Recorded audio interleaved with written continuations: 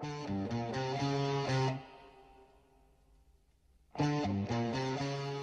basically, I was curious, Ian, what was it that made you, or motivated you to even want to consider narrating this documentary for us? Because I've had a lot of people asking that.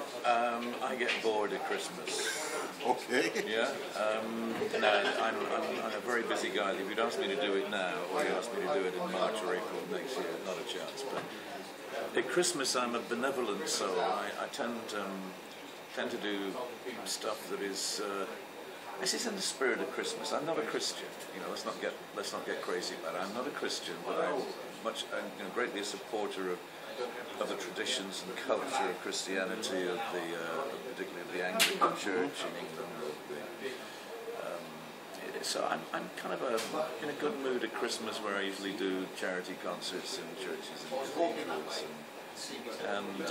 and allocate a certain part of my profitability to various charities. So if people ask me to do stuff, in December, It's your best month. I'm a kind of soft touch. Okay, so I got you at a good time. You got me just luckily at a good time. Yeah. And I wanted to also ask you, do you still own a fish farm that you had in the UK at one time? I read about that somewhere. No, I did that for 20 years, and was it salmon you were raising? We were farming salmon and producing various fish products, mostly salmon-related products. Smoked salmon, primarily, but a few other things. For about 20 years, but it was 20 years of my life when I could afford to do that in my 30s, 40s. Okay.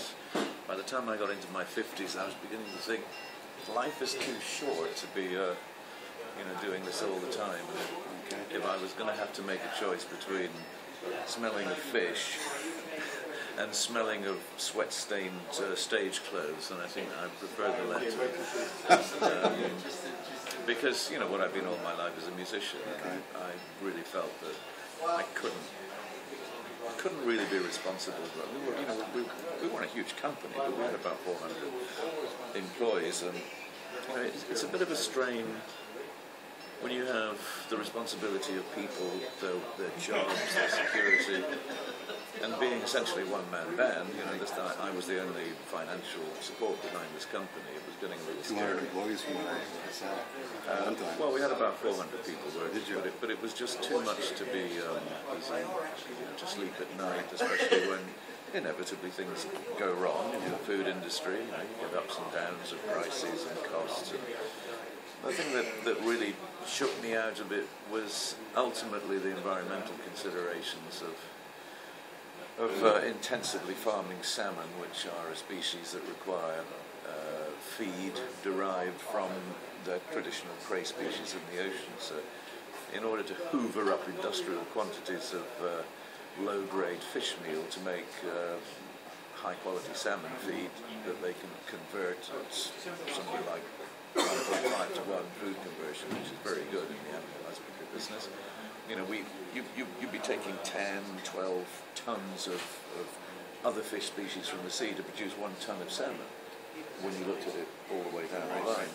And our oceans are becoming rapidly depleted of a whole lot of fish species, and we ought to be learning to eat much lower down the food chain rather than always insisting on taking the cream of the crop. So there are a lot of environmental issues. Pollution wasn't really one of them, because we did a lot of studies on that in Scotland, and we were pretty satisfied that farming salmon was not producing any really long-term injurious effects on the benthos, on the seabed. It was really more of an ethical issue about what should we eat. And producing a luxury species like salmon is okay, but if you look on a restaurant menu today, you will see salmon is about the cheapest thing you can buy. I mean, it's as cheap as chicken, or cheaper than chicken sometimes in the UK. And certainly when you compare it to all the other fish species available to us, salmon is actually way below species like cod and haddock, which we used to eat a lot of. Now are very, very scarce in the North Sea. So yeah, we have a situation really where I think if you're going to be involved in that kind of industrial pursuit, you have to put your ethical hat on and say, should I be really wearing this?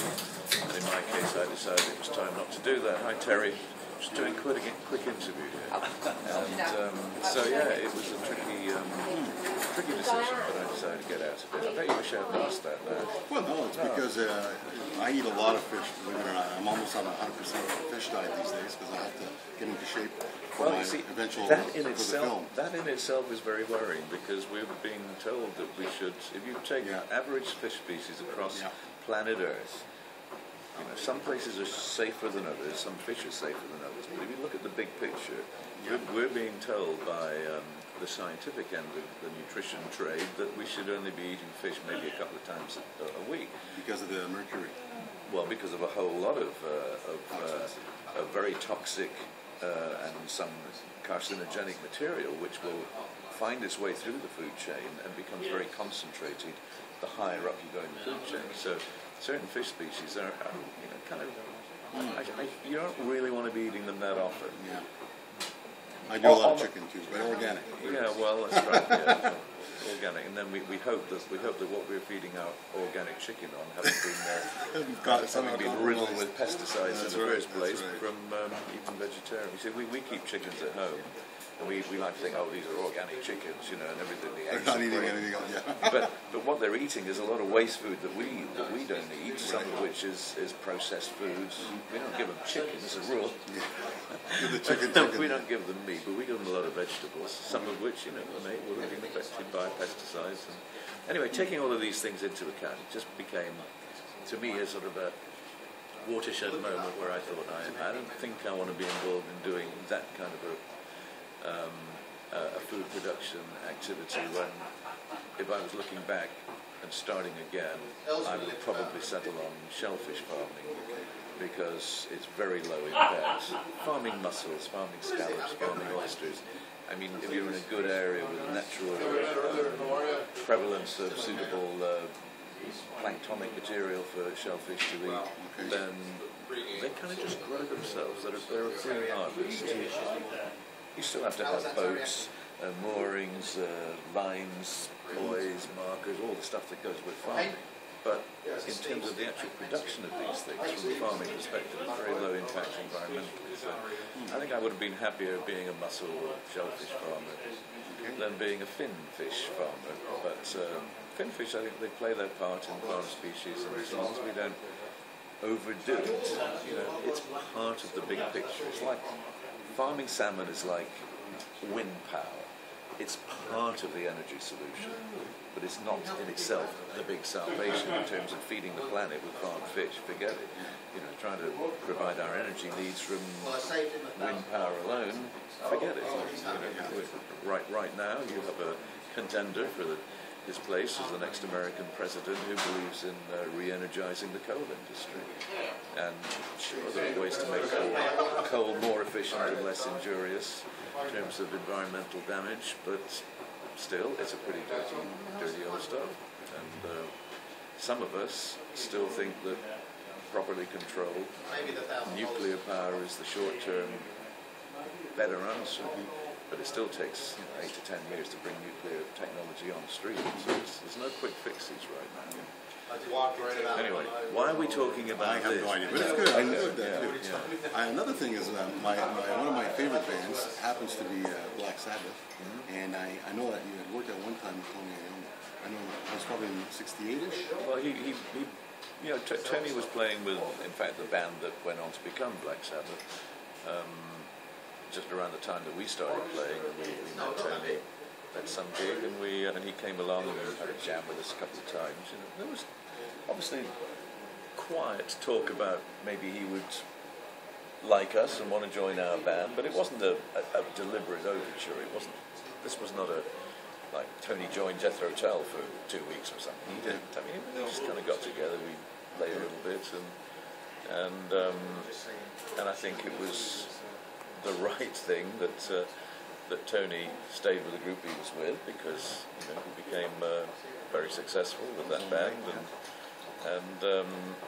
and shortly after that, we met Martin Barr, who joined Jethro Tull. So everything worked out fine. It was kind of a blind date, really. Okay, that's a good way to put it. It wasn't even a one-night stand. There was no musical sex took place. We just had a little bit of musical foreplay. Funny guy. A little musical foreplay and said, "See you around, Tony." And No, he's still a chum, yeah. I meet him from time to time. Good, good. He's a good guy. And if you're comfortable with it, I brought my motorcycle tank cover, hoping that you might consider signing it so that Sure. I could, I'm just going to grab that. Well, can I pass it over to you? That'd be an easier operation. There we go. Wow, I see a Yamaha symbol on there. Exactly. There you go. That's I'll let you sign it that's anywhere. not very American of you. My son just came back from 3 weeks of motorcycling through the Himalayas. Really? In the northern part of India, where they were biking mostly around 18 to 20,000 feet. And I mean, they had a team of people trying to keep these bikes going because the air is so thin. Okay. Carburetors can't breathe. Right. So they were struggling to keep these things alive. And they were old 4-stroke Royal Enfields, which were made in the UK in the 50s. Okay. And when all that technology started to become so old hat, when the Japanese got in on the game, all the great motorcycle manufacturers in the UK, well, maybe with the exception of Triumph, went down the tubes, and so the Royal Enfield bikes, which were supplied to the British Army at one time, they were very heavy. The BSA is coming back. It's making a Is it? Yeah. Yeah. Well, the people are always starting up again. Names, the companies that have gone bankrupt, and I hope they can revitalise. Triumph was for many years not doing well, but now they've had a resurgence as well. So. Yeah, well, I'm sure they've had input of technology from outside the UK, but anyway, no, these little Royal Enfields were they sold all the tooling parts and everything to India, Okay. and India carried on making the Royal Enfield to this day. And you can buy for whatever $10,000, you can buy an Indian-made Royal Enfield, just like they were made back in the 50s. And these things are real collector's pieces, at least in Britain. But the clunky old things they had for this biking trip were fairly lethal, especially on very high roads with no safety barriers and sheer drops, bald tyres and crazy people on the road and cattle and dangerous, insane driving. So we were very pleased that he came back in one piece. But I think his brief flirtation with the British motorcycling tradition is now over. And when he comes back home, he rides a Yamaha, but it's a Yamaha trials motorcycle. So yeah, Yamahas have been in our family for a long time. In fact, since 1976, I had a Yamaha trials bike. And my wife still rides a Yamaha sort of mini Enduro bike around the farm. So, yeah, Yamahas are good bikes. Not that keen on their flutes, but I do have a Yamaha flute. Do you really? Okay. So you want me to sign this? Yeah. And where would you like me to sign? Well, right across the whole, take up the whole thing if you like, whatever you like. Okay. So whatever you feel comfortable. So what would you like me to sign on? Something along the lines of something maybe sitting on a park bench or something you think that would be. I'll do that. Silver Sharpies have a habit of not being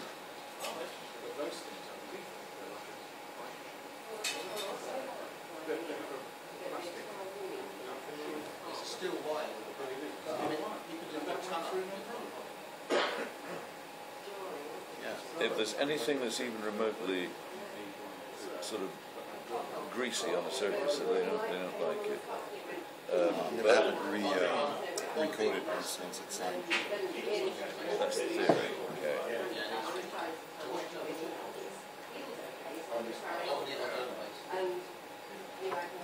Well, very nice, sir. it's kind of there, but catching the right light maybe. There you go. Okay. Much appreciated, sir. Good.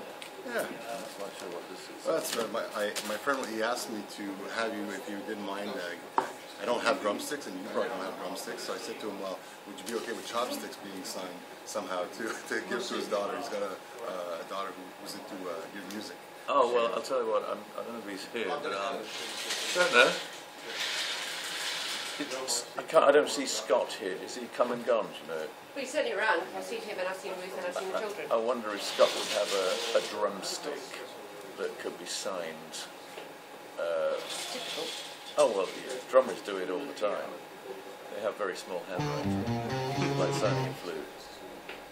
Well, we'll try and get one before the end of the show. Yeah, absolutely. Good.